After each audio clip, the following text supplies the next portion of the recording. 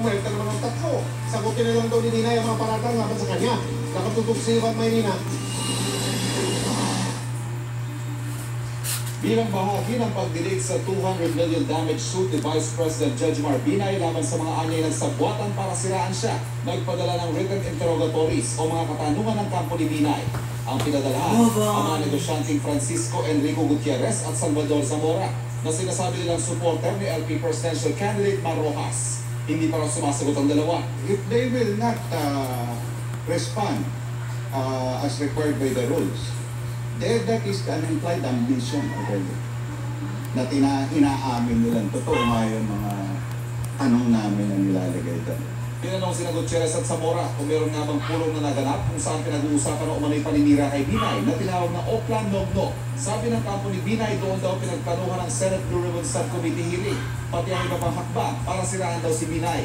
Kasama yung bintang-bintang na walang katotohanan. Conspiracy and demolition by perception. Sinisikat pa ng GMA News sa pulong ng pahayag sina Gutierrez at Zamora. Sabi pa ng abogado ni Binay, kasama daw sa pulong ilang staff ni Rojas at sina Senador Alan Peter Cayetano at Senador Antonio Trillanes IV. Tinanong namin sila tungkol sa posisyon ng Binay Camp. Tagal na yan, bumenta na yan, walang katuturan yan. So, anong may expect natin sa isang tao na hindi niya may paliwanag yung kayamanan niya? E di siyempre, magtatapon siya ng putik, di ba? May isang nakakatandang politiko na nagsabi, at naalala ko ito kung hindi mo may paangat ang sarili mo, abay tapunan mo ng putik at pababain mo yung mga katunggali mo. Hindi na kailangan ng mga secret meeting o lang Oplan Nognog. Si Binay lang ang nagtatawag sa sarili niya ng Nognog. I think rather than throwing stones at each other, rather than magbatuan ng putik, sagutin na lang yung mga issues. Ivan Mayrina na ako 24 oras.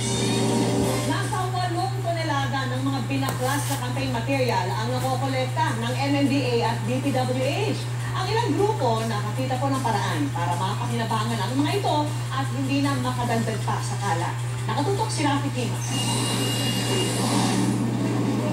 2 linggo pa lang ang Operation Baklas ng MMDA at DPWH, pero tonelada na ang nababaklas na tarpaulins ng mga epalitiko sa mga lansangan ng Metro Manila.